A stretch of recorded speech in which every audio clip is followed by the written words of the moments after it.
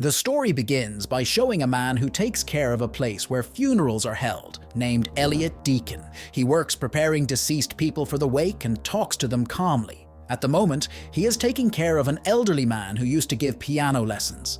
Then, the scene changes to a teacher named Anna Taylor, who is with her boyfriend, Paul.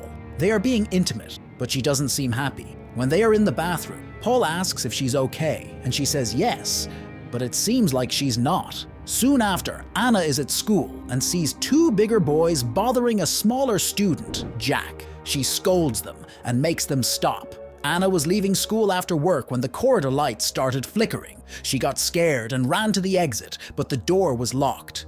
In the midst of the fright, Jack suddenly appeared and opened the door easily. Later, Anna went to her piano teacher's wake that was held at Eliot's house. When she got close to the coffin, she thought she saw the teacher's mouth move and got startled. But when she looked again, she saw that everything was normal and thought she had imagined it. Later that night, Anna went to dinner with Paul at a very nice restaurant.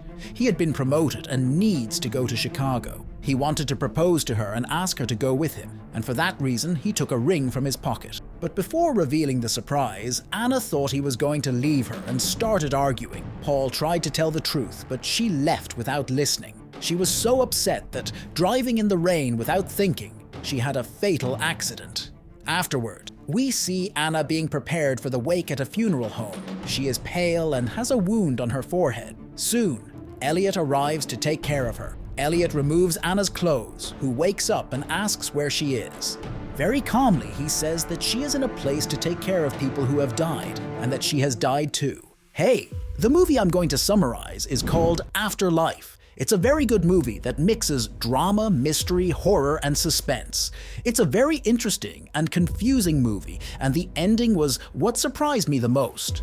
That's why I invite you to subscribe to the channel, activate the bell, and leave a like to receive the best recaps.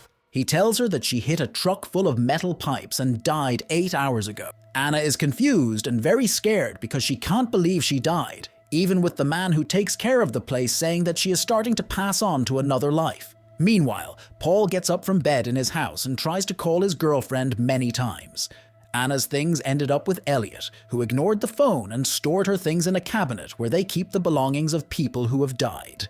Paul couldn't find Anna anywhere, so he went to talk to her mother. The mother told him that Anna had a very serious accident and died. She also said it was Paul's fault for letting her drive in such bad weather. At the funeral home, Eliot was stitching where Anna was hurt, and she was confused because she didn't feel any pain. When she asked why it didn't hurt, Eliot didn't answer and gave her an injection with a medicine called hydronium bromide, saying it would make her muscles relax. Soon after, Anna's mother, who uses a wheelchair, went to the place where Anna is to visit her. With tears in her voice, she spoke to Anna, asking who will take care of her now. Before leaving, she asked Eliot to dye Anna's hair back to its original color, brown. Later, Anna woke up and found herself alone. She managed to get up and sit. She tried to use the phone, but it wasn't working. At that moment, Paul arrived wanting to see Anna. He asked Eliot to enter, but the owner of the place wouldn't let him because Paul isn't part of her family. When Anna heard Paul, she screamed and tried to get out, but nobody noticed.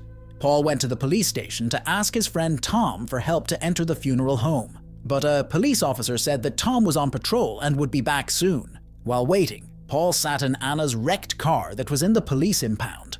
At that moment, he sees his girlfriend, but Tom interrupts the vision. Paul asks Tom to help him see Anna, but Tom can't do anything. Anna, in turn, walks around the room and sees a body on a table. She doesn't want to die that way, so she grabs scissors and waits for Eliot. When Eliot arrives, Anna tries to scare him with the scissors, but he doesn't flinch.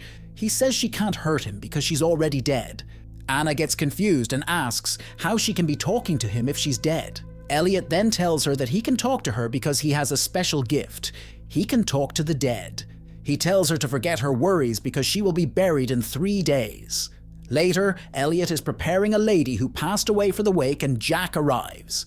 Jack, who seems to know about Anna's death. Jack asks about his teacher, and Eliot says the wake is Friday, and asks Jack not to stay there now. The next morning, Paul hears Anna whispering and thinks he sees her in the shower, but he wakes up and sees it was just a dream. Eliot brings a dress for Anna, which she will wear at her funeral. When he's not looking, she takes some keys from his pocket without him seeing. Later, when Eliot goes to pick up another deceased person at the hospital, Anna runs to try to open the door with the keys she took, and it seems that none of them work. Eliot stops at the gas station to fill up and then remembers he doesn't have his keys.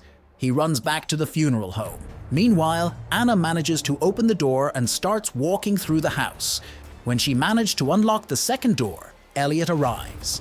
So she tries to hide and ends up finding a room that has a phone.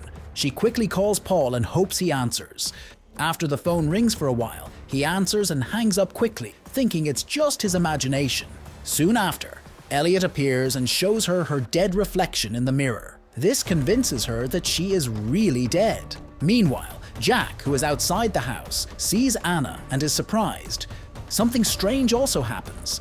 Anna sighs near the mirror and it fogs up, but Eliot cleverly cleans the mirror before she notices.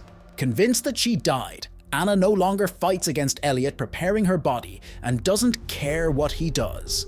The next day, Paul went to get Anna's things from her school. Before leaving, Jack greeted him and said he saw Anna in a red dress at the funeral home the day before. Paul didn't believe it because he knew Anna had died. But Jack said Paul didn't really love Anna, and this made Paul so angry that he hit Jack where everyone could see. Later, at the funeral home, a police officer went to see his brother who had passed away and was in the same place as Anna. He asked Eliot to leave him alone with his brother for a while. As soon as Eliot left, the police officer showed what he really wanted to do upon seeing Anna's naked body. He went to where Anna was. When he was about to touch her, Eliot appeared and asked him to leave. Later, Jack returns to the funeral home and tells Eliot what he had seen before. Eliot, very calmly, says that they both can talk to people who have died and offered to teach him how to control the gift.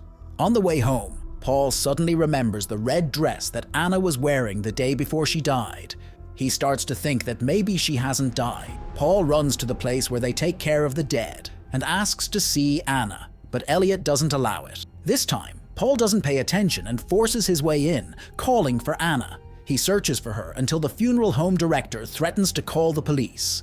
Anna heard everything, but didn't want to make him suffer, so she stayed quiet. Paul goes to the police station and tells Tom that his girlfriend is alive. He thinks Anna took too many medicines, which made her heart beat very slowly. But his friend doesn't believe him because Paul has no proof of what he's saying.